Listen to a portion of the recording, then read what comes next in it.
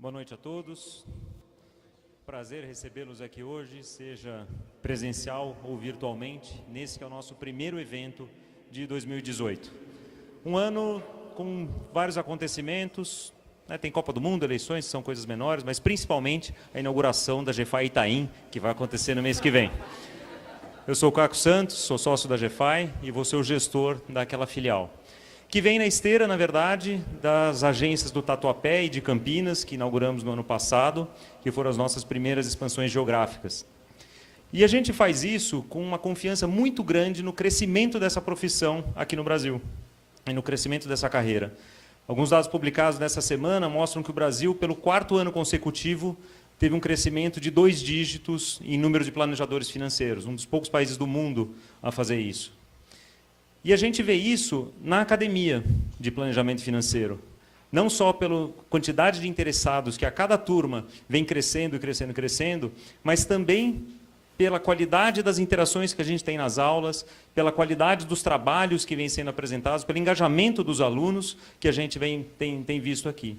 E talvez, mais do que durante as aulas, como a gente já teve quase 120 alunos formados desde setembro de 2016, que foi quando começamos a primeira, o que a gente já percebe é a qualidade do trabalho que os nossos ex-alunos têm feito com clientes, que é o que nos dá mais orgulho, obviamente. E para falar um pouco sobre esse cenário, né, da transição de carreira, como é que está o Brasil para pensar numa transição de carreira para uma carreira empreendedora como planejador financeiro independente, é que nós temos o enorme prazer de receber a Thaís Herédia aqui hoje. Thaís, que é uma amiga muito querida da minha esposa, minha, é cliente da GFAI, minha cliente de planejamento financeiro pessoal, e eu só posso falar isso, obviamente, sem quebrar nenhuma cláusula de confidencialidade, porque ela já falou isso no Em Pauta, em rede nacional, né? Então, ela comentou, então tudo bem. Eu falei, inclusive, que eu minto para ele, porque ele quer saber quanto que eu gasto em roupa. É eu o falei, tipo de coisa que não precisa repetir. Vou te contar. Tipo de coisa que não precisa repetir, né, para clientes. Mas, enfim. A Thaís é jornalista econômica, uma carreira brilhante, uma carreira premiada, né, em comentários econômicos, com uma longa jornada aí em TV Globo e Globo News, onde fazia tanto comentários econômicos quanto trabalhava quando participava do Em Pauta. E essa semana anunciou que vai participar do canal My News no YouTube, que vai começar agora março ou abril, né? Então eu não vejo a hora de começar para poder voltar a te ver na telinha. Então é muito gostoso, é um prazer ter você aqui com a gente, uma honra.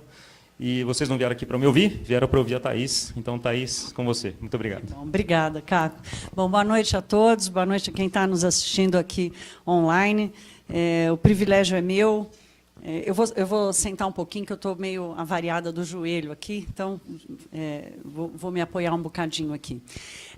A honra é minha, o privilégio é meu, né? Eu amo o que eu faço, eu sou jornalista agora em 2018, faz 25 anos que eu comecei a trabalhar como jornalista, e eu acho que é um privilégio a gente poder fazer o que gosta, né? E ter a oportunidade de ir crescendo e aprendendo e mudando de desafios sem sair dessa trajetória, que é aquilo que a gente, às vezes, nasceu para fazer e não consegue mais escapar. O que eu vim fazer aqui hoje, que é ter essa conversa com vocês, falar um pouquinho de cenário do Brasil, falar um pouquinho também de transição de carreira. No Em Pauta, eu trazia muitas pautas sobre esse mundo corporativo, a vida do empreendedor e a vida das novas carreiras, né? Quem vão ser os novos empreendedores, os novos prestadores de serviços do futuro. Então, esse trabalho de fazer aqui, de estar aqui presencialmente, mesmo contando com tanta gente que está nos vendo online, é bacana porque, se eu falo para empresário, se eu falo para empreendedor, essa conversa é o olho no olho, é eu escutar o que vocês perguntam, é eu entender como é que vocês estão vendo o mundo, porque, às vezes, a gente precisa ter uma visão mais realista, mais próxima de uma realidade que a gente não convive no cotidiano, mas que fazem parte da construção do país e, obviamente, da economia. Então, a minha ideia aqui hoje, eu vou fazer um cenário sem número, contar uma historinha de como é que eu estou vendo o Brasil, né, do ponto de vista econômico, o que tem ali além do horizonte. Existe um lugar, não sei se bonito e tranquilo, nem para se amar, mas, de qualquer forma, eu acho que tem um lugar, sim, tem vários lugares, e tem aí um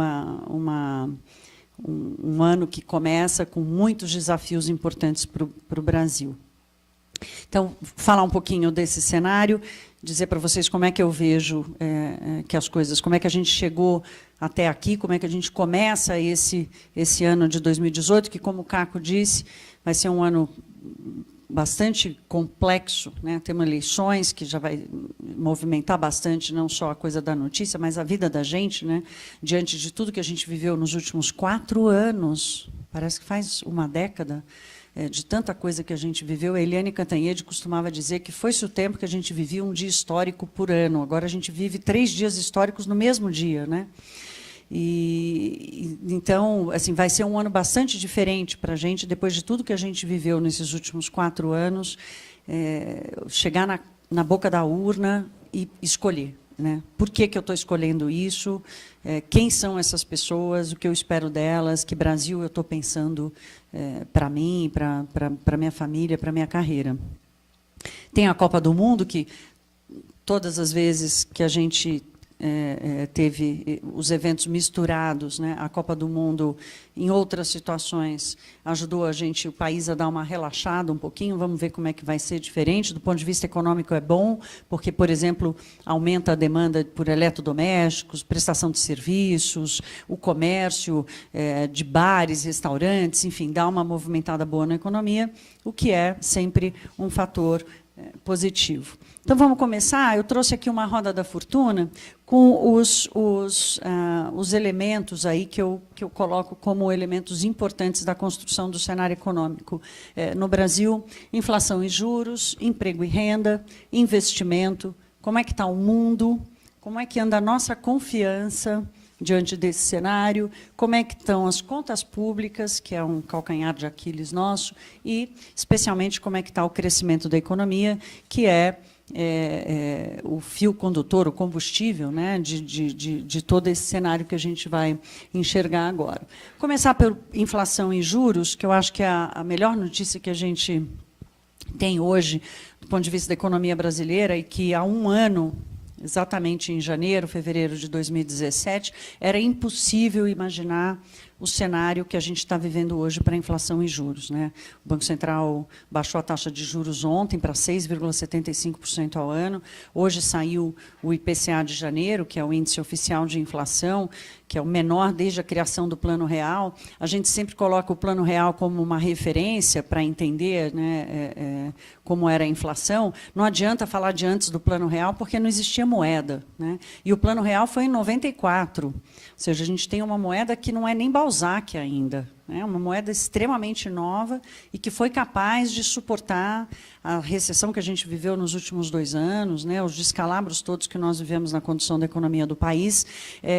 Então, diante de todo o histórico e o comportamento histórico, mesmo desse movimento dessa moeda nova, era impossível imaginar o cenário que a gente está vivendo hoje. Claro que a recessão teve um papel importante na redução mais dramática, mais drástica da inflação, porque a gente teve um achatamento, como a gente diz em jargão econômico, um achatamento da demanda, né, com a recessão, com o desemprego que chegou a 14 milhões de pessoas, as pessoas pararam de consumir, né, dramaticamente. Chegou no supermercado, chegou na escola dos filhos, quer dizer, foi uma coisa muito dramática para muitas famílias. Então, você teve esse impulso, sim, mas depois do impeachment, a equipe econômica que está aí foi capaz de, através da confiança, da credibilidade, de novas leis, de novos marcos institucionais, foram também capazes de ancorar, ou seja, de dar lastro para essa redução da inflação, que possibilitou, então, um acompanhamento de uma queda da taxa de juros para os níveis que a gente está vendo hoje de 6,75% ao ano, que é uma taxa que deve permanecer ao longo do ano inteiro, quer dizer, também vai ser uma história inédita para o Brasil, a gente não só ter alcançado essa taxa, mas a gente passar meses, provavelmente um ano inteiro, convivendo com uma taxa desse tamanho. Esse cenário, essa conjuntura de inflação muito baixa, juros muito baixos, são como um WD nessa engrenagem dessa roda da fortuna, que é um cenário da economia. Eu pensei em trazer óleo Singer, mas eu achei que primeiro eu ia entregar a minha idade. E depois corri o risco de uma turma aqui não saber que diabo era isso, né? Tem uma turma aqui que eu sei que sabe o que era óleo Singer, né? Fala sério. Mas, de qualquer forma, e esse WD é importante para que essa engrenagem continue ativa, por alguns fatores importantes, como estabilidade da moeda, né, que é o que a gente vai ter com a inflação controlada, que é mais crédito, se a gente tem um juro mais barato. Eu sei, o spread é altíssimo, não chegou ainda no consumidor, tem todo um caminho para chegar lá, mas como a queda dos juros está sendo o que a gente chama de estrutural, ou seja, uma coisa que é mais permanente, quando a taxa conseguir chegar, e com várias outras medidas que podem ser tomadas, quanto mais a taxa conseguir chegar num patamar menor, mais resistente, por mais tempo isso vai acontecer, se esse cenário se manter. Dá ganho de renda para as pessoas, isso já está acontecendo, o rendimento médio real dos trabalhadores brasileiros está em alta, continua crescendo, agora já em patamares menores, mas, ou seja, está havendo ganho real na renda das famílias brasileiras, e o investimento, porque o dinheiro fica mais barato, o crédito fica mais acessível, e o investimento vem para realimentar toda essa cadeia de acontecimentos.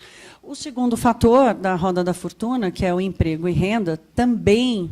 Eu me lembro que, no começo do ano passado, os economistas achavam que a taxa de desemprego em 2017 ia terminar acima de 13%. Ela ficou abaixo de 12%. A gente teve uma reação também muito forte do mercado de trabalho. Cabem todas as ressalvas do mundo, por exemplo, como a qualidade do trabalho que foi criado, né?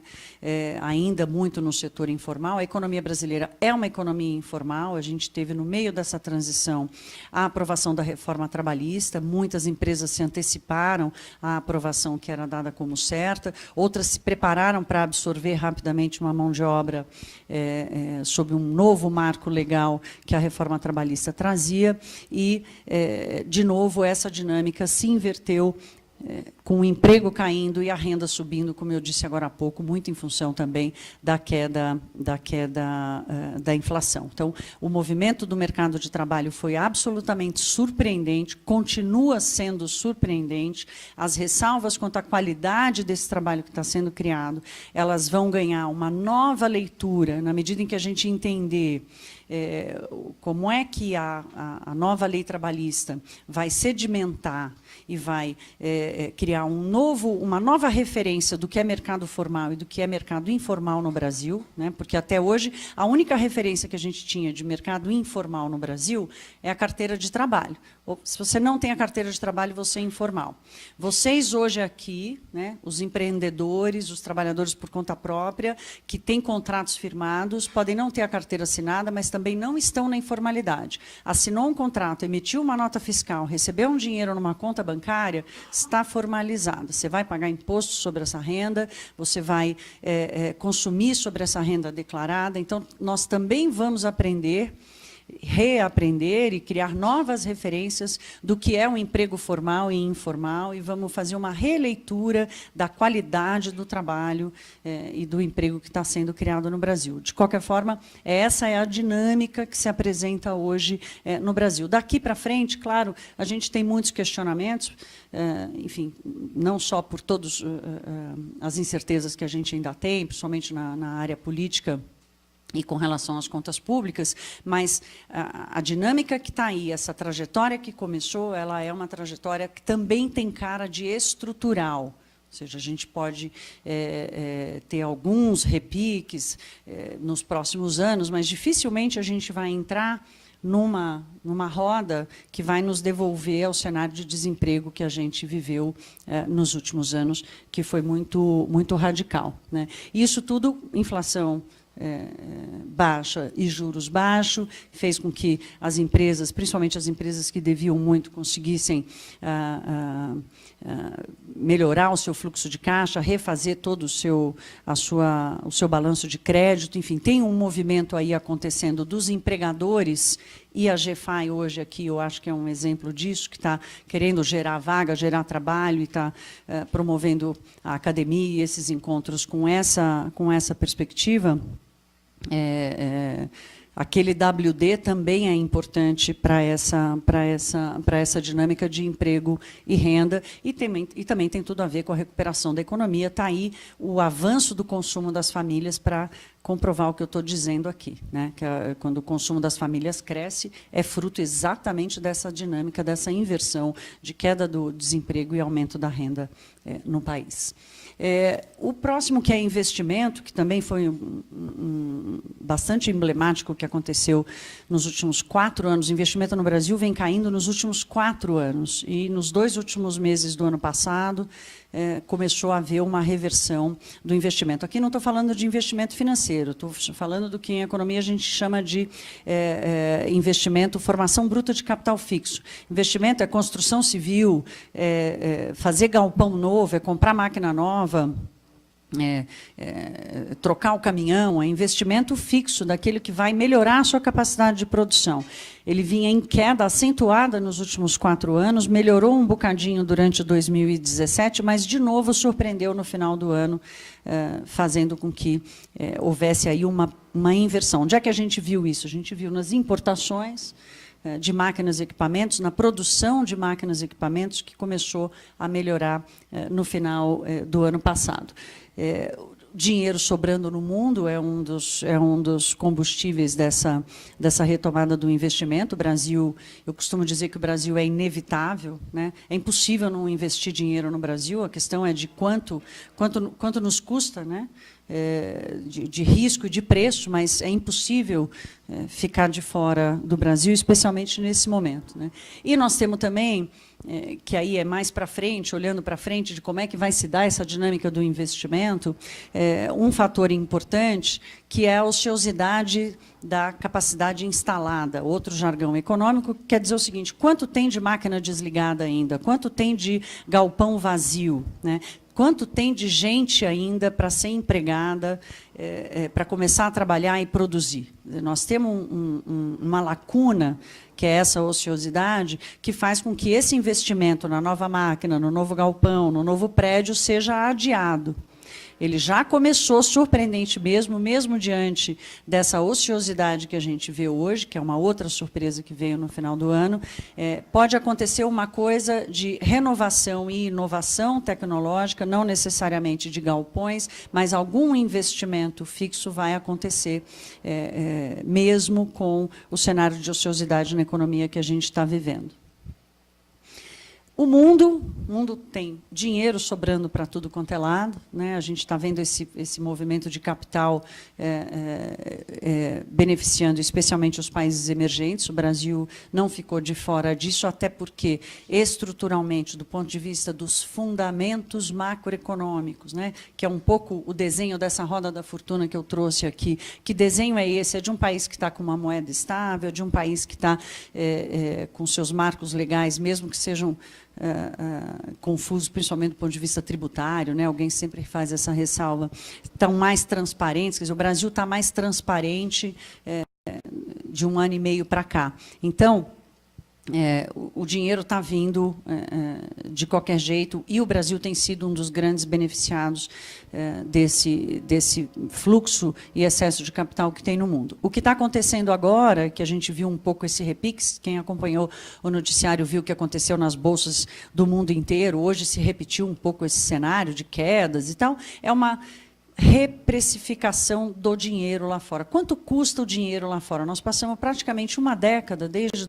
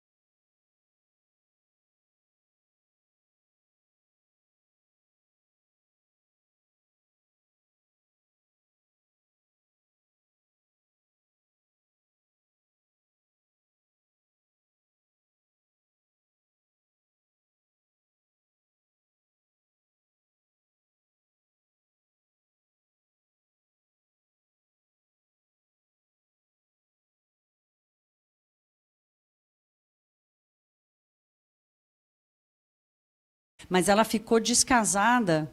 A esperança ficou descasada da realidade e da gestão do dia a dia, do cotidiano das empresas e das famílias. O que está acontecendo agora é que essas realidades estão mais encontradas. As pessoas estão conseguindo encontrar mais emprego. Até começo de 2017, até março de 2017, as demissões eram muito maiores do que as admissões. Então, o clima do desemprego, que afeta bastante, não só para quem vai desempregar, mas para quem está procurando trabalho, afeta bastante os índices de confiança. Então, na medida em que isso foi virando uma realidade, um emprego novo, uma fonte de renda nova para aquela família, esses índices de confiança foram se aproximando, o aumento da confiança foi se aproximando do reflexo real na economia. Está aí o crescimento da economia do ano passado e a expectativa para o PIB desse ano para mostrar isso.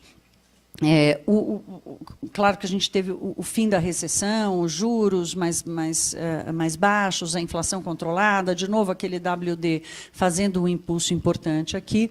E, infelizmente, como em todo o cenário brasileiro hoje, a gente tem um teto para esse aumento de confiança, e mesmo para quem, por exemplo, está querendo investir no Brasil, tem aumentado a sua ressalva, o pé atrás, por causa das eleições. O cenário eleitoral se complicou bastante, né? Está difícil desenhar qualquer cenário, né? Quem disser que sabe o que vai acontecer ou que tem um grau de certeza do que vai acontecer, está mentindo, está pior do que comentarista de futebol, porque nunca houve um quadro eleitoral como que está acontecendo hoje, né? Com os padrões estatísticos dos momentos pré-eleitorais do Brasil estão sendo quebrados desde o final do ano passado, desde a metade do ano passado para cá. Quer dizer, tudo o que aconteceu, o aparecimento de novos nomes, a resposta das pesquisas, tudo o que aconteceu da metade do ano passado para cá, em termos estatísticos, está quebrando os padrões do que aconteceu nas últimas eleições. Então, está muito difícil de traçar esse cenário. Então, essa confiança ela vai agir para decisões de curto e médio prazo, não para longo prazo, né? Mas está bom, não tem problema. Para quem saiu ou está saindo da recessão que a gente viveu, o país não só precisa, como merece esse momento. Aí a gente chega na questão das contas públicas, que é a grande trava nessa engrenagem,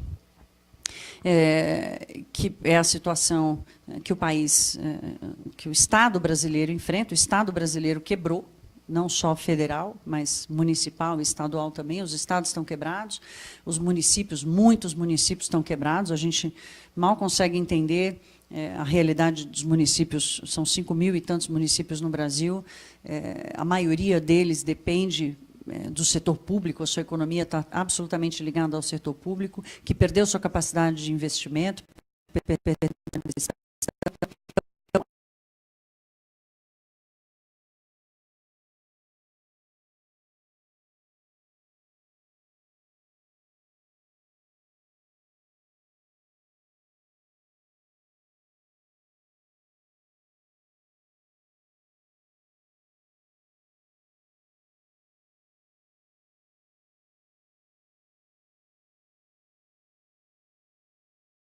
do Estado caiu no nosso colo agora como uma grande bomba, e a gente está se dando conta de como é que nós vamos carregar, como é que um país que gera 2,7% de riqueza sustenta um Estado que cresce 6%. É impossível. Essa fórmula aqui vai ter que mudar. As eleições de 2018, o próximo presidente da República, os próximos governadores, vão ter que entender como eles vão fechar essa conta aqui, ó.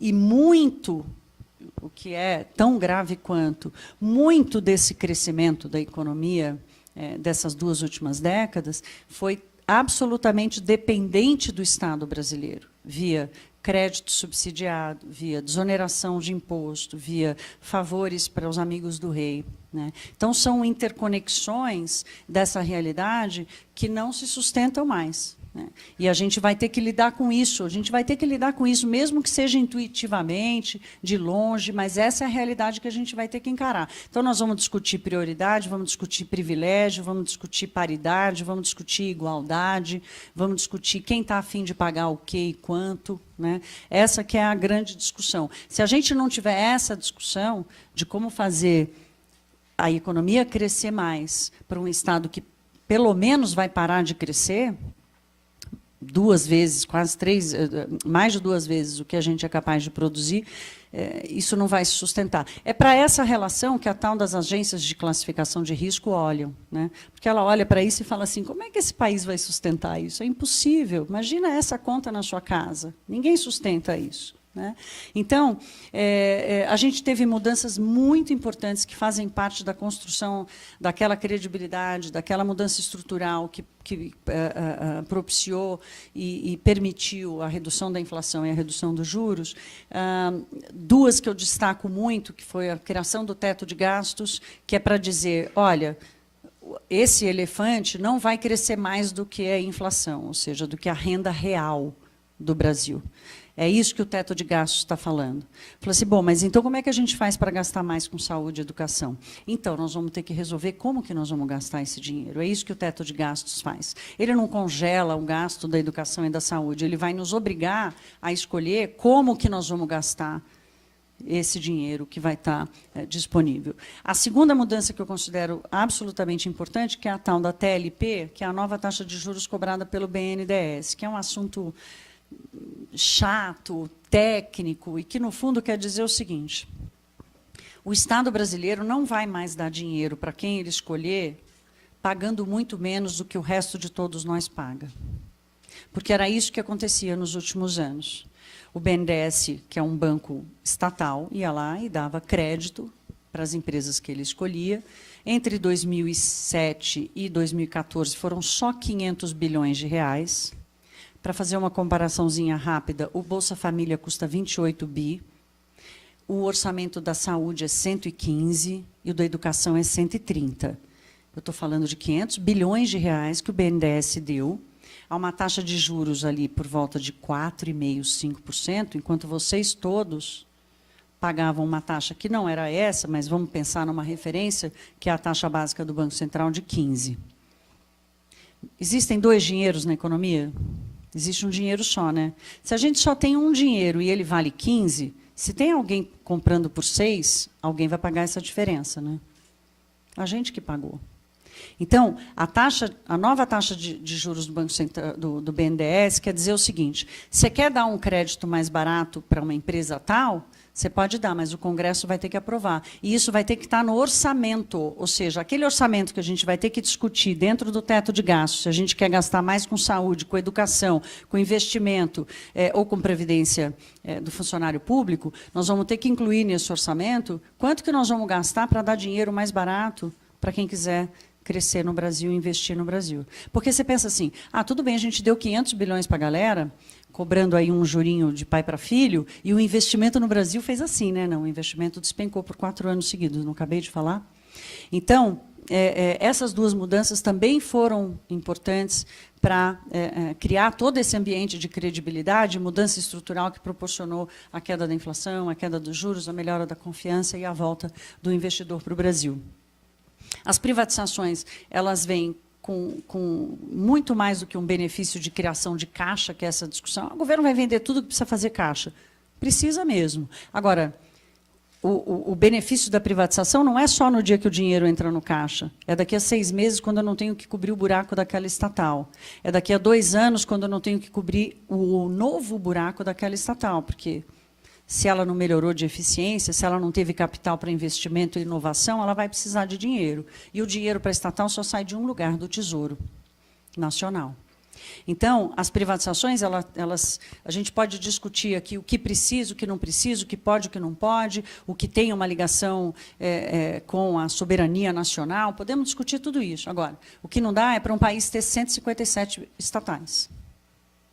47 criadas no segundo mandato do Lula e da Dilma Rousseff. Né?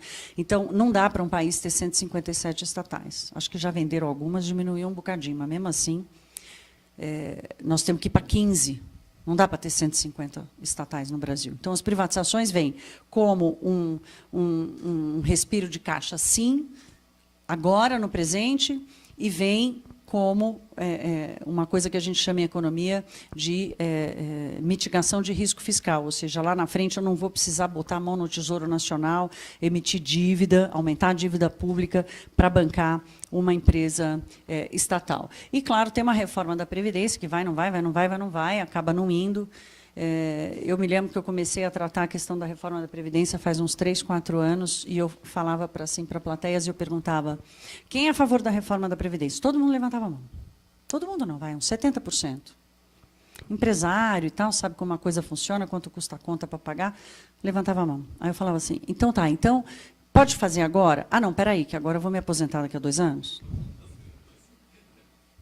Então, nesse de agora não, porque agora é minha vez, a reforma não aconteceu. Né? E a reforma da Previdência precisa acontecer, também podemos discutir todos os méritos dela. O mais chocante é a diferença do privilégio do funcionalismo público e da elite do funcionalismo público, esse que a gente está vendo todos os dias nos jornais. Né? A gente vê 2 notícias no jornal: bala perdida no Rio de Janeiro e auxílio de alguma coisa para a elite do funcionalismo público. Então, a reforma da Previdência precisa acontecer por isso, porque é uma questão mais do que financeira, é ética, moral, é social, é de formação de ética social do país, mas é também porque a gente está envelhecendo. Hoje, o Brasil gasta o mesmo que o Japão em previdência. Só que o Japão tem 3 vezes mais de velho do que a gente. Então, como que nós vamos fazer? Vocês não estão fazendo menino, vocês têm que fazer mais menino, então, gente. Eu parei nos 2, mas, por favor, dê uma animada. Alguém vai querer mais ter filho? Precisa ter uns 18 filhos por família para dar conta de bancar o envelhecimento da população brasileira. Não vai acontecer isso. Né? A discussão de como financiar a aposentadoria, a terceira idade, a quarta idade, é uma discussão mundial. A gente não está fora dela. A diferença é o nosso ponto de partida, que é bancar o mesmo que o Japão com um terço dos velhos que eles têm. Então, essa é a discussão que está por trás da reforma da Previdência, que é irrefutável, deveria ser irrefutável. Quer dizer, é impossível você negar essa realidade.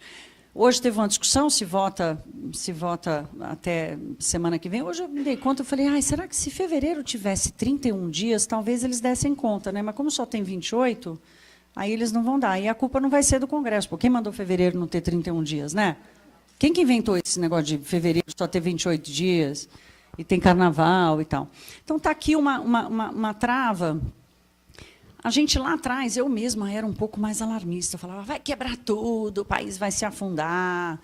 Hoje, depois do que a gente viu que aconteceu e do manejo que a equipe econômica conseguiu ter nas contas públicas, a gente vê que tem mais um respiro aí. Mas é aquele respiro de péssima qualidade, assim, quase que escandaloso, né?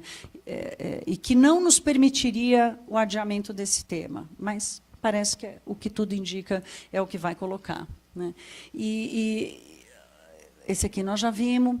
Falar um pouquinho da última parte da roda da fortuna, que é o crescimento, que, no final das contas, apesar e em função de todo esse cenário que eu coloco aqui, a gente está tendo um crescimento disseminado em todos os setores importantes da economia. Mesmo serviços que passou 2017 ainda na recessão, tendo meses e trimestres seguidos de resultados negativos, no último mês do ano parece que deu uma acelerada, e agora os números que mostram com alguma antecedência o que pode ter acontecido no setor em janeiro mostram que já começou a haver uma recuperação. Né? O setor de serviços é o maior setor da economia, responde por quase 70% da economia brasileira, como acontece nos países capitalistas, enfim, de mercado, essa divisão é mais ou menos parecida. Mas, de qualquer forma, a produtividade e a renda, no Brasil, ainda estão muito ligadas à indústria, comércio e, principalmente, ao agronegócio. O agronegócio no Brasil cresceu mais de 12% no ano passado e vai crescer 5% esse ano, 4,5%, 5%, 4%, alguma coisa nisso. Né? Nós vivemos um ano de muita safra, que combinou com uma melhora da economia lá fora, aumentou a demanda, então foi preço e volume, a gente conseguiu se dar bem no ano passado, esse ano, mas não tem problema crescer 5%, já vai ser bom, até porque nós vamos ter uma compensação dos outros setores, que vai ser uma compensação importante. Ainda uma compensação muito ligada ao consumo das famílias. Então, aqui a gente tem carro, aqui a gente tem a questão dos serviços voltando, a gente tem o comércio, a gente tem mesmo os supermercados que tinham passado por um mix de redução e de perda de ticket médio. Nos últimos anos, essa recuperação já começou, quer dizer, as famílias estão indo ao supermercado, estão se permitindo comprar os sucrilhos e o iogurte de chocolate, e por aí vai, né? Então, a composição do crescimento no Brasil, ela está muito melhor do que estava em 2017, é uma composição mais disseminada, o que dá mais segurança, o que dá um crescimento mais estrutural, além de tudo, com intensidade, porque essa disseminação podia estar acontecendo, mas ainda sem força para crescer, mas ela está acontecendo também com intensidade. Aí vem a areia da engrenagem, né? Que são as eleições do ano de outubro. Parece que eu não estou querendo virar de ano, eu fico falando do ano que vem, né? São um grande saco de areia nessa engrenagem toda. Ontem eu tive um almoço com um ex-diretor do Banco Central e ele dizia, não, o Lula já está fora. Eu falei, será? Vocês estão contando muito com isso. Aí veio hoje o Fux, que assumiu o TSE, abrindo brechas para que os fichas sujas possam se candidatar. Então, assim, esquece a questão partidária, se é PT, se não é, se é Lula ou se não é. O quadro eleitoral brasileiro está absolutamente aberto. O Fernando Henrique, um pouco antes de eu começar aqui, deu mais um endorsement para o Luciano Huck, né? Então, não dá para saber. Quer dizer, o Bancão fazendo evento com Bolsonaro, né? Quem que é o candidato de quem? Quem que é o candidato de quem? Né? Porque a gente sempre foi capaz de... Essa foi uma leitura que a gente era capaz de fazer no passado. Né? Esse fulano é o candidato do mercado, esse fulano é o candidato dos sindicatos, esse fulano... E hoje? Nem isso a gente consegue dizer. Né? Então, como é que nós vamos fazer com que essa engrenagem continue? Quer dizer, essa engrenagem tem fôlego, tem WD, tem força, tem confiança de que ela vai continuar girando. Né? Mas é um crédito que pode acabar se a areia for maior do que a continuidade daquela lubrificação toda, aquele óleo todo que a gente conseguiu injetar na economia no ano passado e vai injetar nesse ano. Então, aqui está o grande teto, a grande areia dessa engrenagem toda. Rapidamente, agora, falar sobre os últimos 5 minutos, que é um pouco o que vocês vieram fazer aqui, falar da transição de carreira, que eu acho uma coisa super interessante, esse setor. Como eu falei, o setor de serviços responde por quase 70% do PIB brasileiro, é o maior empregador do Brasil, né? Mas ainda é um setor com baixíssima produtividade e alto custo. Quer dizer, os salários ainda são muito altos, o preço dos serviços ainda é muito alto, e é por isso que a inflação dos serviços rodou em 9% na última década, enquanto a inflação média estava rodando a 5%, 6%. Né? Agora ela já conseguiu baixar, a inflação geral está abaixo de 3%, a inflação de serviços está entre 5% e 6%. Ainda é uma inflação muito alta, com uma produtividade muito baixa. Porque a Alemanha, por exemplo, tem essa mesma composição. A indústria de lá é até um pouco menor do que a nossa, só que a produtividade deles é tão grande que o bolo deles cresce mais do que o nosso. Né? Então, é um setor que é o setor que mais gera interesse dos grandes investidores. Né? Quem está lá fora olhando para o Brasil quer vir para cá para prestar serviço, porque aqui precisa de tudo. Aqui não precisa só de ponte, de porto, de aeroporto e de ferrovia. Precisa de serviço de qualidade. Né? O brasileiro é um sujeito demandante de serviços. E o mercado de trabalho está reagindo muito a isso. Está aí o trabalho por conta própria, o empreendedorismo crescendo mais, que a gente ainda confunde com a informalidade, ainda tem dúvida para entender a qualidade desse novo mercado de trabalho que está surgindo. Mas ele já está surgindo com um novo patamar de salários, não só com uma noção de autonomia, mas com uma percepção de autonomia embutida nos contratos e nas relações entre prestadores e consumidores de serviços, né? E com um elevadíssimo grau de empreendedorismo nessas novas relações, né? Essa é a economia moderna, essa é a modernidade que está chegando. Ela está chegando para o Brasil, talvez não por escolha ideológica, mas por necessidade, já que a gente não consegue mais aquele emprego de antigamente, que a gente tinha a noção de que era o melhor emprego. Essa transição para um mercado de trabalho muito forte em prestação de serviços, ela vai acontecer, e ela certamente, em função desse novo cenário econômico, vai melhorar muito essa relação entre produtividade, custo. É uma coisa que a gente vai passar o ano avaliando, mas ela vai acontecer. Esse é o novo cenário do mercado de trabalho no Brasil. Falando um pouco aqui do que acontece no meio do planejamento financeiro, a minha área não é essa, né? Eu acho que vocês sabem disso, mas eu quis trazer esse assunto embutido nesse cenário que eu acabei de trazer, né? No Brasil, a gente tem uma discussão sobre educação financeira já faz muito tempo, né? E esse é um tema tão importante que ele virou política pública. O Banco Central tem lá uma agenda de medidas que ele está tomando, que se chama BC+, que tem na educação financeira um dos seus fundamentos, né? Ou seja, não é só a bancarização, a queda da inflação, o controle da inflação permitiu a bancarização do brasileiro, né? Porque o dinheiro passou a valer no dia seguinte a mesma coisa, no mês seguinte a mesma coisa. Então, a bancarização ela aconteceu, um primeiro movimento depois da queda da inflação. Esse próximo movimento de agora é a educação financeira. E, ao mesmo tempo que essa educação financeira está acontecendo de uma forma mais macro, está acontecendo o que vocês estão fazendo aqui, né? Que é o planejamento financeiro, quer dizer, que é uma compreensão maior, não só do que eu faço com o meu dinheiro hoje, mas do que o meu dinheiro vai fazer por mim amanhã. Que eu acho que essa que é a grande questão, né? E um país que consegue ter previsibilidade, que consegue pensar no futuro, é um país que está no caminho certo. A gente não conseguia fazer isso. O Brasil sempre foi o país do curto-prazismo, né? Então, quando o Caco fala que o planejamento financeiro é uma profissão que está crescendo a 2 dígitos, não é porque o planejador financeiro está dando em árvore, não. É porque o brasileiro está demandando o planejador financeiro. Ele já passou pela fase da educação financeira e agora ele quer entender, a educação financeira serve para o hoje. Agora ele quer entender como é que tudo que ele produz hoje vai ajudá-lo no amanhã. Então, eu acho que sim, que é um momento de oportunidade e de crescimento dessa profissão. Eu mesma sou cliente do Caco há 1 ano, o Caco já fez 1 ano, mas é 1 ano e pouco, quer dizer, nunca na vida eu tinha parado para pensar, eu escolhi ali, põe num fundo DI. Acabou o negócio de fundo DI, Selic é 6,75. Né? A gente vai ter que aprender a tomar mais risco. Como é que a gente toma risco? Educação financeira não serve para tomar risco, né?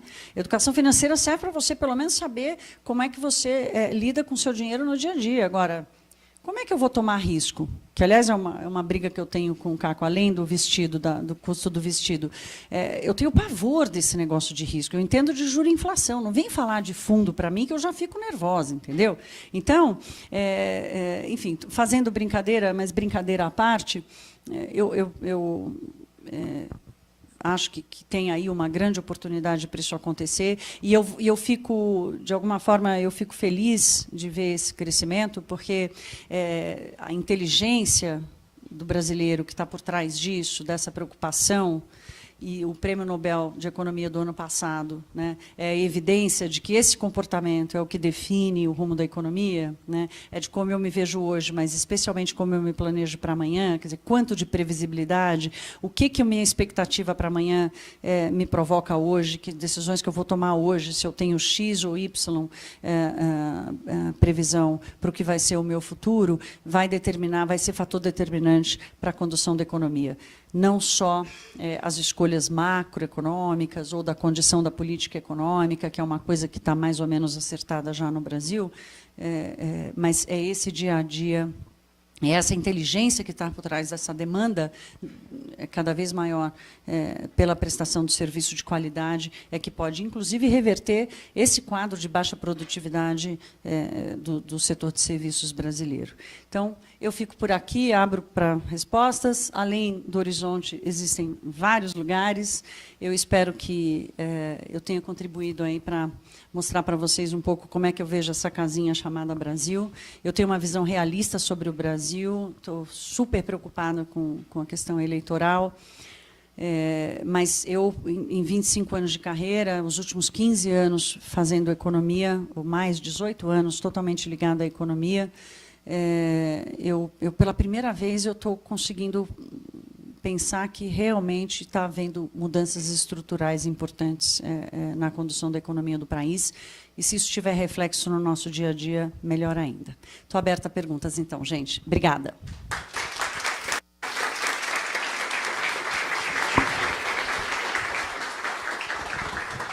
Obrigado, Thaís. Nossa, é uma delícia ouvir a Thaís falar, porque eu acabo entendendo um monte de coisa que a gente lê no jornal e não tinha entendido, né? E para quem está pensando em realmente fazer essa transição de carreira, pensem que vocês vão ter clientes como a Thaís, que eventualmente não conta tudo para vocês, num primeiro momento, né? Mas pode esperar, muito legal. Sentado. Diz a minha mãe, eu morro com a formiga na boca, mas não conto. Muito bom. Gente, a gente vai abrir algum tempinho aqui para perguntas, vamos tentar intercalar um pouquinho entre online e presencial. Vamos ter o microfone para rodar aqui para quem quiser fazer pergunta. Mas já temos uma do Hugo Afonso aqui online, se quiser começar, Thaís. Qual o seu palpite para a Selic no final do ano? 5, 6, 10? E quais fatores que vão levar a esse número? Eu acho que... Desculpa, como ele chama? Hugo. Hugo. Hugo, o nome do meu pai, não esqueço mais. Eu vou falar ali, tá, gente? Não é pessoal, não. É só porque o Hugo está lá. É tique. Hugo, obrigada, boa noite para você. Eu vejo a Selic, no mínimo, em 6,75, como ela está hoje. Se a inflação continuar surpreendendo, como aconteceu hoje, por exemplo, a gente pode ter um juro que vai um pouquinho mais para baixo, ali para 6,5, mas não muito mais do que isso, mesmo que a inflação continue surpreendendo para baixo, porque a gente tem uma bola de ferro no pé, que certamente vai segurar o Banco Central e acaba segurando a resposta da economia como um todo, que é a situação fiscal do país, né? Que é o endividamento público, que é como lidar com o aumento de despesa que a gente tem. Quer dizer, toda essa conjuntura facilita muito, inclusive, a gestão das contas públicas, porque se você tem um juro menor, você vai pagar menos juros da dívida pública e isso, na conta máxima lá das escolhas que os gestores estão fazendo hoje, gera resultado positivo, como aconteceu em 2017, certamente vai acontecer agora. Então, eu vejo a Selic terminando o ano abaixo de 7%, não muito abaixo, no máximo em 6,5%. Os economistas falam que talvez belisque 6,5% e depois volte para 6,75%, mas eu vejo isso nesse patamar. E, dependendo da resposta da inflação, o que vai acontecer não necessariamente vai ser mais redução da Selic, mas é uma permanência dela nesse patamar por mais tempo. Quer dizer, em vez do Banco Central ter que começar a voltar a subir os juros no ano que vem, por exemplo, que é uma expectativa que já está colocada entre os economistas, se a inflação surpreender, se as eleições surpreenderem, o que pode acontecer não é uma redução, mas é uma manutenção desse patamar, o que provoca também uma acomodação importante em toda a economia em volta disso. Tá bom, muito obrigado. Perguntas aqui, presenciais?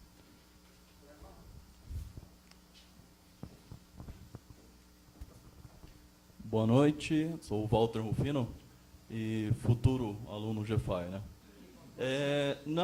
No mundo real, quando a gente anda ali em Santo Amaro, Brás, 25 de março, você está vendo muita gente comprando, sacolas cheias.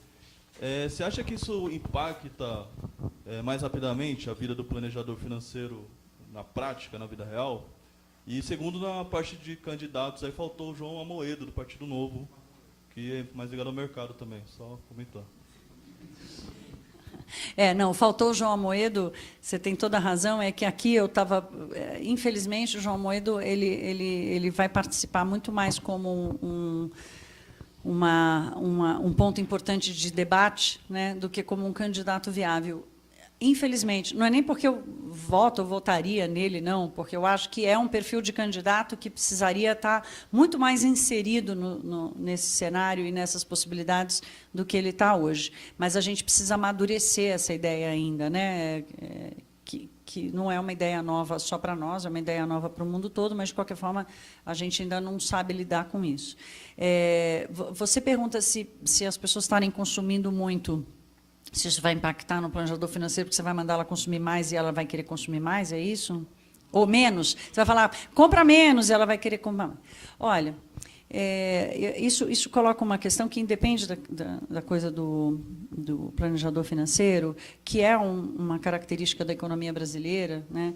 Tem gente que não gosta mais desse termo, eu mesma evito usá-lo, mas a gente tem uma dívida social, a gente tem uma defasagem aqui de acesso a produtos e serviços muito grande, né? O boom da classe C na primeira década dos anos 2000, né, foi uma amostra dessa defasagem, dessa dívida social. Quer dizer, no momento em que houve uma melhora de renda, em que houve uma melhora do emprego, a primeira coisa que o brasileiro fez não foi poupar, né? Foi consumir, porque ele passou anos sem consumir.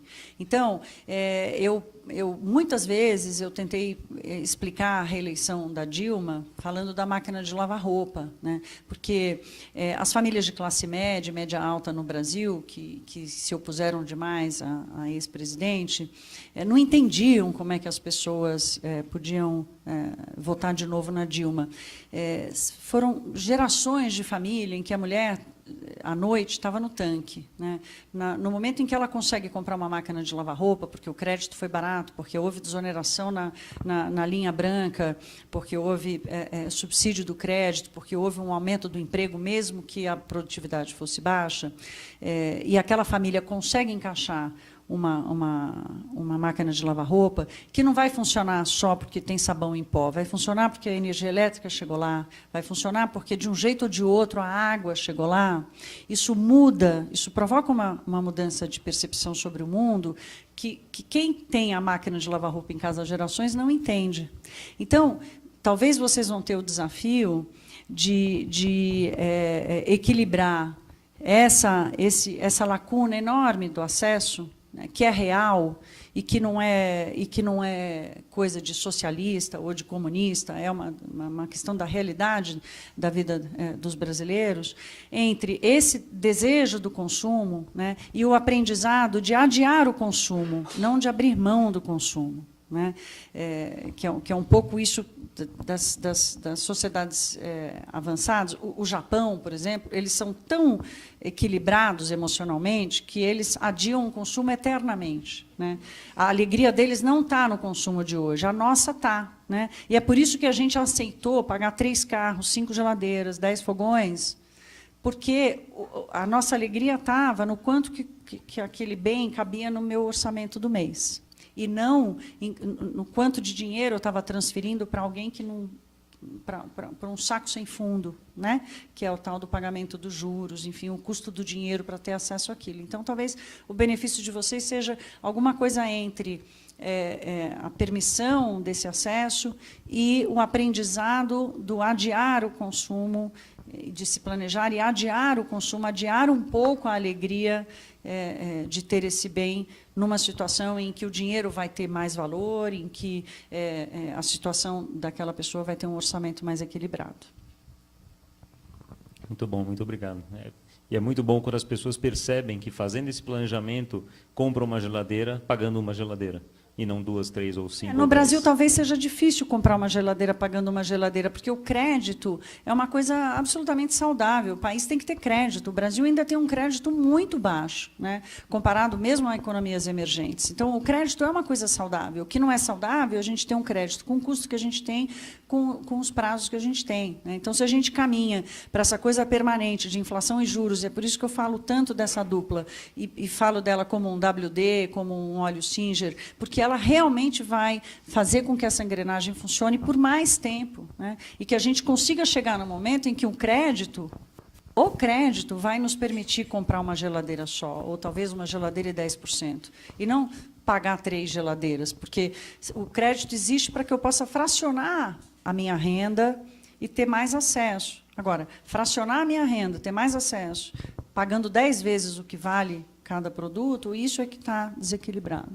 Muito bom. E vou aproveitar o gancho para fazer uma pergunta do Fábio Cabral, que está online, sobre sua opinião sobre o mercado imobiliário esse ano e sobre as taxas de juros de financiamento imobiliário, a quanto que poderiam chegar. Hoje até tinha uma discussão, agora não me lembro em que jornal, né? Algum jornal fez uma matéria dizendo que estava demorando para chegar a redução da Selic no crédito imobiliário. O setor imobiliário brasileiro viveu uma crise... É Flávio, né? Fábio, desculpe, Fábio. O setor imobiliário brasileiro viveu uma crise sem precedentes nesses últimos 4, 5 anos, não só pela queda da demanda, mas pela quantidade de distratos, né, e de inadimplência. Quer dizer, sob uma nova legislação que previu o distrato e por aí vai, ninguém se entendeu, nem o consumidor que não deu conta de pagar, nem o empreendedor e o construtor que construiu, quer dizer, aquele ponto inicial que parecia ser o grande incentivador do mercado imobiliário no Brasil, acabou se perdendo completamente, porque o desequilíbrio financeiro atingiu no coração o mercado imobiliário. Crédito de muito longo prazo com um bem que é quase que intransferível, né? Quer dizer, quando você vende uma casa para alguém, você já está pensando no outro alguém, na próxima casa que você vai construir para o outro alguém, né? Quando várias pessoas não conseguem mais pagar aquela casa, você não só não dá conta de construir para quem ainda não comprou, como tem que lidar com aquele ativo que passa a ser uma coisa, um peso absurdo. Então, o mercado imobiliário ainda está convivendo muito com os efeitos dessa crise financeira que atingiu as famílias e o mercado como um todo, e talvez o grau de inadimplência e dessa relação tem uma nova lei do distrato que está para ser aprovada no Congresso Nacional, que melhora um pouco o equilíbrio de forças entre o comprador e o construtor, para equilibrar um pouco essa relação e transformar isso em mais negócios. Então, eu vejo o mercado imobiliário ainda um pouco... Você tem muita coisa pronta que não foi vendida, então talvez não tenha um boom muito grande. O setor da construção civil no Brasil não está tão animado quanto os outros setores. É um setor bastante importante, muito empregador, mas ainda talvez vai precisar de mais um tempo para se recuperar. E a taxa de juros ela vai oscilar de acordo com esse equilíbrio que for aparecendo nessas relações. Muito bom. Só no microfone, por favor. Saiu na Folha de São Paulo de hoje uma tabelinha, inclusive mostrando a taxa efetiva dos bancos no crédito imobiliário, acho que na casa de 10,5%. É altíssimo, é absurdo. 10,5%. É um assalto quase. Exato. Né? Para uma coisa que a gente vai pagar há tantos anos. Né? Aqui na frente.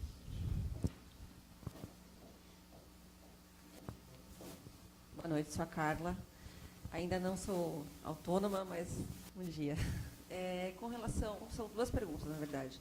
Referente à reforma da Previdência, você acredita que aconteça antes da eleição?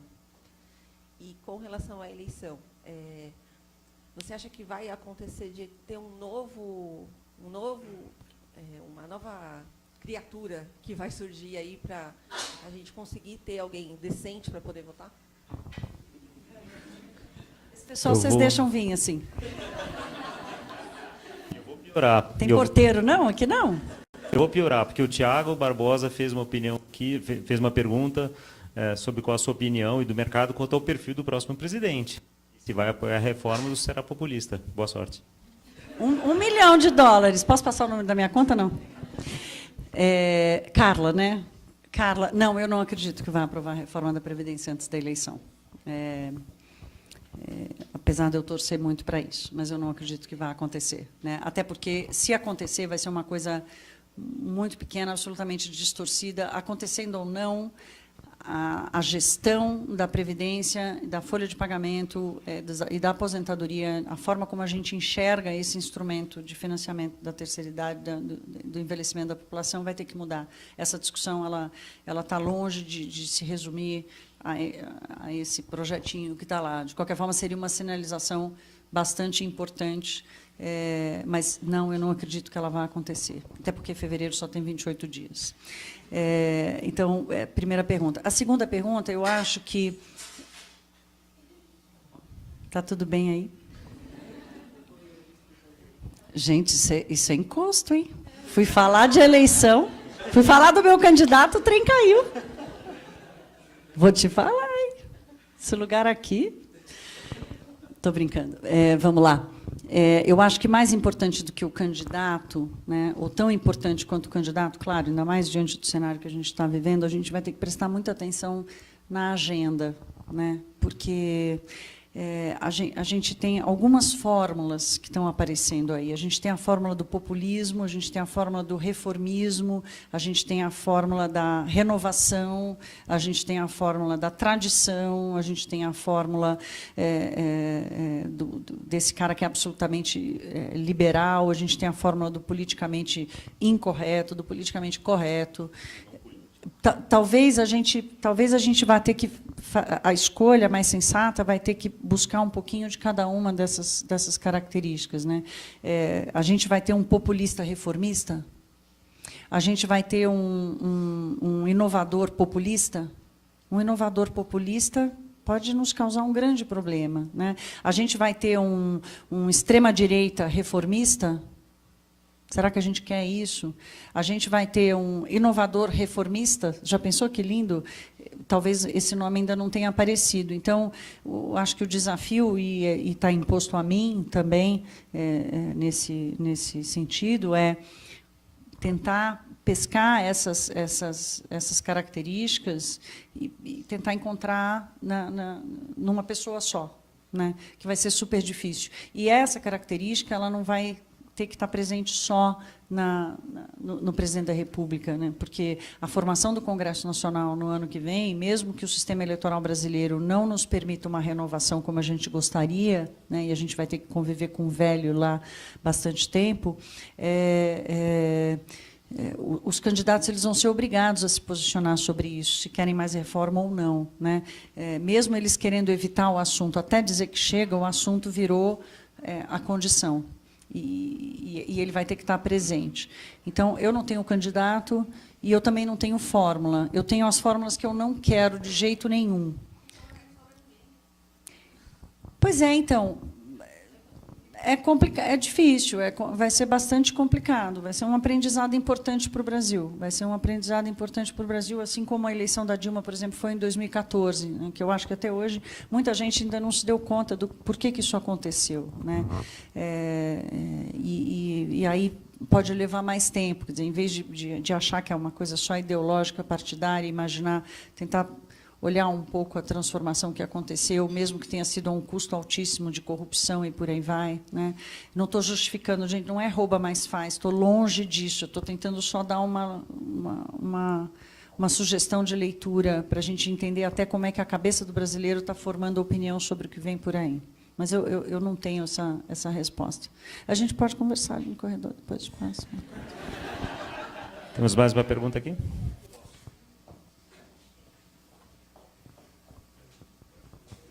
Oi, boa noite. Meu nome é Eduardo. Diante da educação financeira e planejamento financeiro que você abordou, e levando em consideração o spread bancário, que eu acho que essa é a questão fundamental que nós temos que corrigir, especificamente na área financeira, as fintechs, que papel que elas têm dentro desse cenário?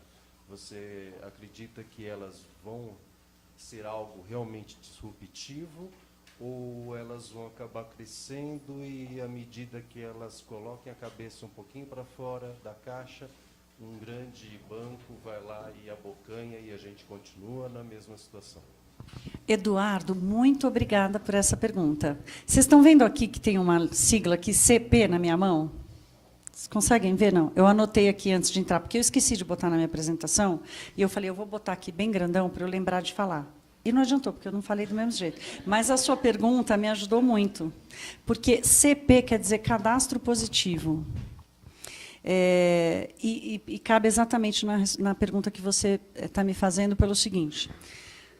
O spread bancário, no Brasil, é uma coisa o seguinte, que ninguém consegue explicar. Né? É dificílimo explicar o spread bancário no Brasil.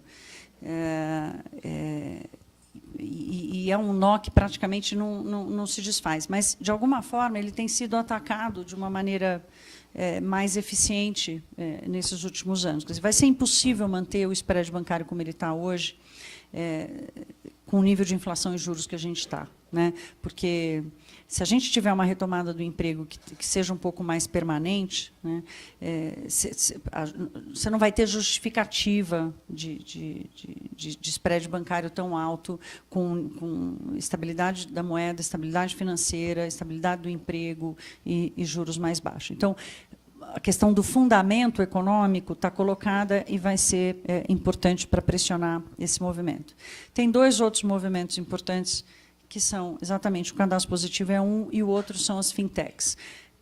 Você estava falando e eu estava pensando, eu falei, bom, elas vão crescer, vem um banco e compra, elas vão crescer, vem um banco e compra. Esse movimento provavelmente vai acontecer, até porque a concentração bancária no Brasil aumentou exponencialmente, sem nenhum controle nos últimos anos. Né? Ninguém se deu conta que o Brasil virou um país de 3 bancos. Né?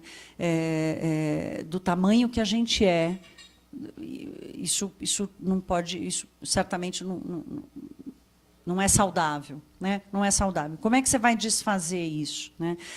As fintechs, elas são disruptivas, elas têm provocado essa ruptura dos modelos e as criptomoedas estão aí também para reforçar esse movimento um pouco mais de forma mais caótica, mas de qualquer forma são movimentos para provocar essa ruptura do conglomerado financeiro.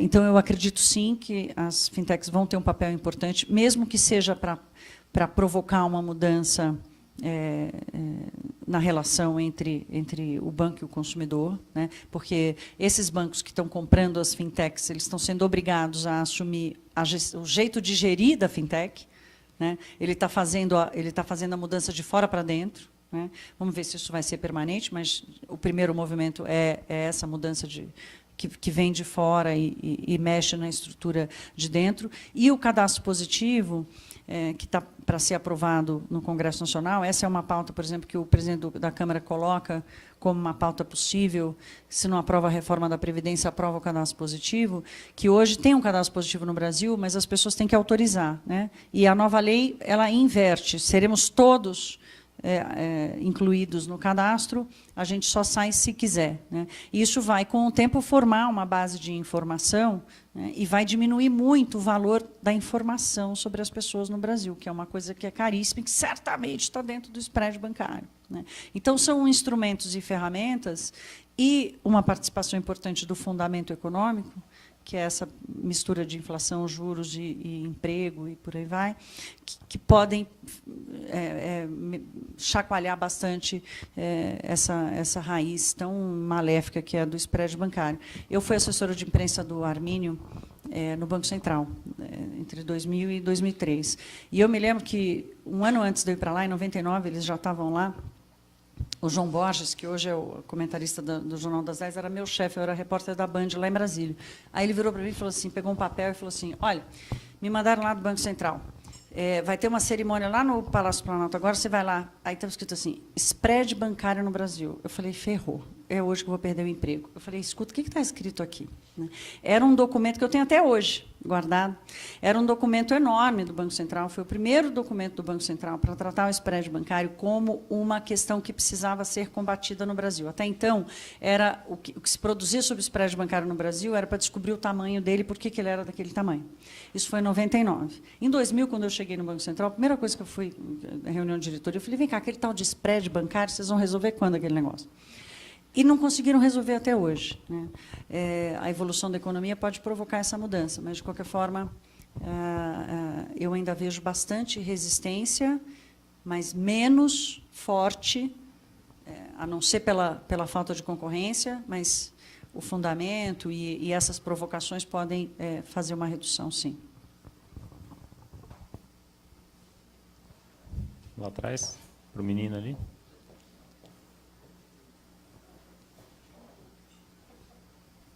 Boa noite. Obrigado, Thaís. pelas explicações. Eu queria fazer uma pergunta. Meu nome é Leanderson, sou coordenador da equipe de planejadores aqui da GFI. Pode isso? Eu nem ia falar, mas já que... e é o seguinte, há 3 anos eu venho pesquisando um pouco mais, até presencialmente nos Estados Unidos, o mercado de serviços financeiros, particularmente planejamento financeiro, e conversando com as empresas de lá, algumas empresas já com alguns milhares de profissionais, muitos deles disseram que alguns movimentos foram bem interessantes com relação à crise versus serviços financeiros. Em 2001 e 2008, houve uma demanda muito forte pela população americana e também por profissionais para buscarem certificações ou habilitações no mercado financeiro, particularmente planejamento financeiro. No Brasil, nos últimos anos, nós percebemos uma demanda muito forte, particularmente aqui para nós, mesmo no meio da crise, né? Então, principalmente a demanda de clientes. A pergunta é, você acredita que a crise, né, para o público final faz com que ele busque essa, vamos dizer assim, essa ideia da educação financeira, ou até mesmo de algum apoio, de algum suporte, falando justamente da questão do serviço de planejamento financeiro versus crise aqui no Brasil? Eu acredito muito nisso, né? Assim, no finalzinho da minha apresentação, eu falei bastante disso, quer dizer, do entendimento. A família brasileira enxugou o máximo que ela pôde, né? Aquela família que conseguiu manter o emprego, a renda e, de alguma forma, alguma reserva, né? Depois de ter assistido ao que ela assistiu, o cara vai olhar e vai falar assim, bom, como é que eu não quero me sentir vulnerável nunca mais na vida, né? Tem alguma forma, não tem mais o tesouro direto, né? Porque o cara investia no tesouro direto, comprava título de um lado e deixava pelo menos metade do ganho na inflação no supermercado, né? E a outra metade no juro do cheque especial, aqueles 3 dias que ele dizia assim, não vou tirar o dinheiro do investimento porque é sagrado e tal, né? Então, a educação financeira, por exemplo, passa por isso. E o planejamento financeiro vai nisso, né? De dizer, meu amigo, pelo amor de Deus, você não passa nenhum dia no cheque especial, né? Você tira o dinheiro da poupança e depois põe de novo, né? Então, a qualidade de como é que o cara vai se proteger das situações ruins e vai se beneficiar das situações boas, eu acho que a crise dá um gatilho de como é que eu me protejo da situação ruim. E o pós-crise, o gatilho do pós-crise é, ok, eu me protejo, estou protegido da situação ruim. E como é que eu faço para me beneficiar da situação boa? Que eu acho que essa que é a pergunta que as pessoas se fazem, mesmo que seja intuitivamente. E isso pode ser um combustível importante. Muito bom. Só fazendo uma rotação aqui para o online e fazendo uma rotação entre os que estão perguntando online. O Túlio está perguntando, Thaís, quais reformas em ordem de prioridade você acha que seriam mais importantes para o crescimento do Brasil? Previdência, política, fiscal, educação ou se alguma outra? Faltou uma aí, Túlio.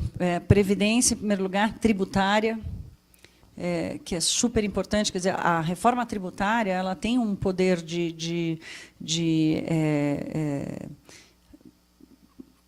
WD, vamos dizer assim, né?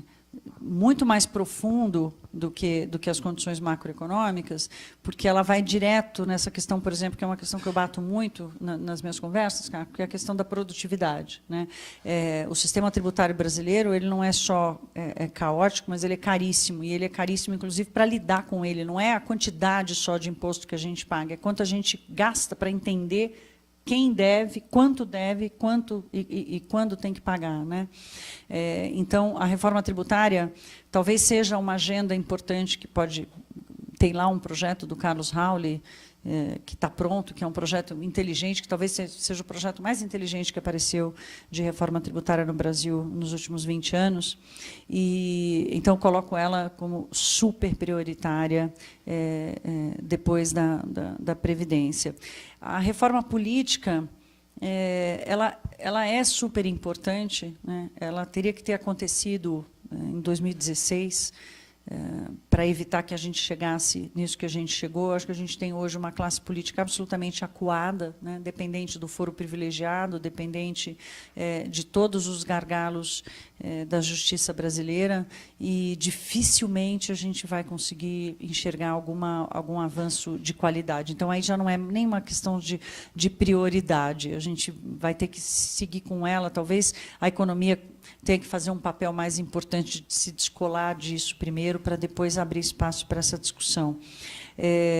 A reforma fiscal é uma reforma que ela é gigantesca e que ela passa por todas essas, passa pela tributária e passa pela da Previdência, que é não só como arrecadar, mas também como gastar. Né? Então, que é aquilo que eu estava falando aqui um pouco de definir prioridades. Né? O brasileiro não sabe o que é o orçamento. A gente assiste nos filmes americanos, as pessoas reunidas nas cidades pequenininhas, no município, escolhendo se vai plantar uma árvore na praça, ou se vai fazer uma quadra de esporte, se vai botar uma coisa de basquete, por aí vai, porque a gestão descentralizada dos municípios e dos entes públicos nos Estados Unidos, por exemplo, e também em outros países, ela traz o cidadão para esse envolvimento. Né? Nós temos, historicamente, de 500 anos ou de quase 200 anos de república no Brasil, um entendimento completamente avesso a isso. Né? É de não quero saber, eu quero só receber. A reforma fiscal, se ela vier, ela teria que vir com essa proposta, né, de engajamento e de fazer o cidadão perceber de que ele vai ter que escolher a prioridade dele, quer dizer, quanto mais descentralizado for, melhor. Agora, essa é uma modernidade, uma maturidade que a gente vai levar tempo para aprender. A reforma da educação, eu acho que a gente fez mudanças importantes nesses últimos 2 anos. Né? O currículo do ensino médio, teve um monte de avanços importantes aí, nesses últimos anos. Acho que o financiamento da educação, por exemplo, um instrumento como o FIES, que virou um oba-oba louco, né? Você não pode transformar uma boa ideia num câncer, né? Numa coisa que estraga todo o resto, porque ele foi mal usado. O FIES é uma ferramenta importantíssima, mas foi absolutamente mal aplicado e virou uma conta gigantesca para todos pagarem. Então, talvez a reforma da educação passe em melhorar as ferramentas que já estão aí, e melhorar a distribuição do dinheiro público, enfim, pensar mais nisso do que fazer uma nova grande mobilização para mudar a educação. Pegando uma carona no Túlio, a reforma trabalhista está feita e agora a reforma trabalhista está feita. Tem um monte de questionamentos aí, né, jurídicos, se é como fala quando pega para trás? Retroativo, se é retroativo ou não, o que é retroativo ou não. Né? Tem um monte de insegurança aí ainda embutido nisso, mas tem um novo marco. E a gente vai, quer dizer, todo o aprendizado e a mudança que vier já virá em cima de um novo marco. Né? Ela vai ter que continuar acontecendo, né? Principalmente e junto com todas essas outras reformas que vão ajudar também nessa distribuição, inclusive de quem emprega, né? De como é que o cara vai partir para mais emprego diante disso. Mas eu acho que o marco já mudou. O marco já mudou e foi super importante. A partir de agora é aprendizado e ajuste.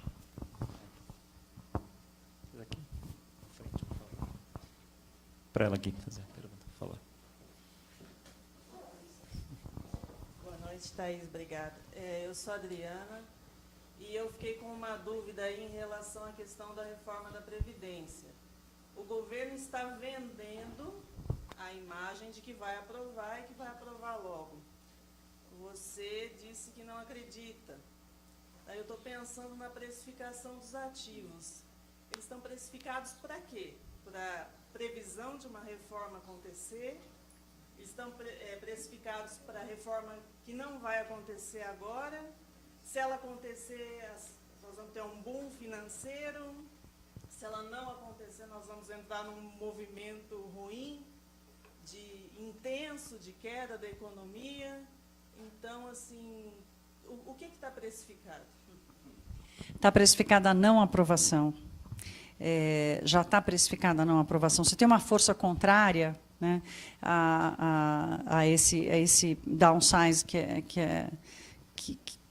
vem na nossa cabeça, né, se a reforma da Previdência não for aprovada, esse capital todo que está no mundo. Né, agora, um pouco antes de vir para cá, um banco mandou ali a sua revisão de cenário para o Brasil e ele coloca exatamente isso, né, que a precificação dos ativos já aconteceu, não esperando mais a reforma da Previdência, mas esperando outras medidas importantes que podem ajudar o fiscal nos próximos anos. Por exemplo, a reoneração da folha de pagamento, que é uma coisa que está travada lá e que melhora a arrecadação. Você tem uma pauta de privatizações aí que pode acontecer, essa é outra pauta que pode ser acelerada no Congresso, que é a venda da Eletrobras, né? Então, os ativos hoje estão precificados para o não acontecimento. Então, se acontecer, tem rally para cima, né? Se não acontecer, você tem uma correção muito pequena e que o limite dessa correção muito pequena são dois. Um é nosso, que é o andamento das eleições, e que aí não é só a reforma da Previdência, mas é como é que ela se insere na agenda e na formação do perfil do candidato. E a segunda força contrária é o que está acontecendo lá no mundo. Quer dizer, toda aquela mudança de preço do dinheiro lá fora, ela não vai ser tão radical, ela vai mexer em umas plaquinhas tectônicas, como aconteceu na segunda-feira e hoje um pouco, um rescaldo disso, mas o ex-ante diz que o movimento é de $1 ainda enfraquecido nos próximos 2 anos, enfim, porque a economia também está crescendo muito. Então, o movimento de acomodação lá mantém uma pressão positiva da economia internacional no Brasil e do fluxo de capital. E a gente acaba pendurado mesmo na eleição e como é que a reforma da Previdência se encaixa no perfil dos eleitores. Mas eu acho que, se aprovar agora, férias de julho com as crianças na Disney.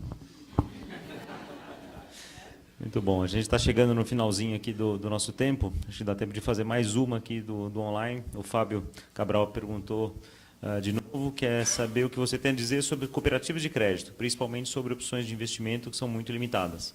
Continuará sendo uma opção para conseguir créditos mais baixos? Cooperativa de crédito é uma coisa que cresceu muito no Brasil, as pessoas não conseguem entender direito como funciona, mas é uma alternativa que tem crescido bastante, é mais um movimento provocador, né, do sistema financeiro que tem aí, e que passa por uma educação financeira básica, né? A gente tem uma noção muito restrita de como o sistema financeiro funciona, e essa noção está absolutamente ligada aos bancos, né? A cooperativa de crédito, ela aciona uma decisão que gera insegurança, que é a decisão de ser sócio de um negócio que você só gostaria de ser beneficiado por ele, né? Então, passa por um entendimento, mas, mesmo assim, as cooperativas têm feito um trabalho muito grande no Brasil inteiro de esclarecimento, de entendimento, para trazer mais gente. Quanto que isso vai crescer, é difícil dizer. O movimento de crescimento do ano passado já foi muito forte. Tem espaço para crescer mais e vai disputar espaço com as fintechs, vai disputar espaço com os próprios bancos que estão querendo se mexer. Então, eu acho, sim, que é uma boa alternativa. E a alternativa de investimento, vou perguntar para o Caco, na hora que acabar aqui. Depois te conto. Manda seu e-mail. Tá joia. Gente, quero agradecer a todo mundo. A gente está chegando no final. Eu, por mim, ficava aqui batendo papo com ela, como a gente faz de vez em quando, né? Fica lá proseando, como você diz, durante muito tempo. Foi riquíssimo, coisas muito boas. Você fala de um jeito aqui, tem vários elogios aqui no online que eu vou te passar depois. Mas principalmente... Crítica não, tá? Só elogio. Não, só tem elogio. Meio abalado esses últimos meses. Só tem elogio pela sua forma fácil de comunicar as coisas, de fazer a gente entender coisas que são, às vezes, complicadas, né? Então, de fato, isso é muito reconhecido por todo mundo aqui. Quero te agradecer muito, pedir uma salva de palmas para a Thaís. Obrigada. É verdade. Obrigada. E antes de permitir que você desça, queria chamar o Janser aqui, que é o diretor da nossa academia, para que você sorteie um voucher com desconto para a próxima academia. Você quer? Claro. Coloca lá. Que bom, uma futura planejadora. Legal. Pessoal, boa noite. Meu nome é Janser. Gostaria de agradecer a todos por ter vindo até a nossa casa, prestigiar o evento. O pessoal online participando ativamente também. Muito obrigado mesmo. Deixei as instruções para o pessoal do online participar de um sorteio também. E para vocês, a gente vai sortear aqui uma vaga 40%, né, de desconto numa vaga para a próxima turma de sábado, para academia. A turma de terça, infelizmente, já está quase cheia, então a turma de sábado a gente vai poder sortear o voucher. Tá? Tem gente que já cruzando os dedos aí, legal, que bom. Thaís, por favor. Se eu fosse meu, eu não ganho nem anelzinho de É? chiclete. Olha essa pessoa, não quer descer. Quem era? Vê lá. Não, né? Nossa, Walter Rufino? O quê? Legal. Walter, você pode também presentear alguém. Eu lembro que você fez bem lá atrás a sua, né? Então, você pode também presentear, caso queira, tá?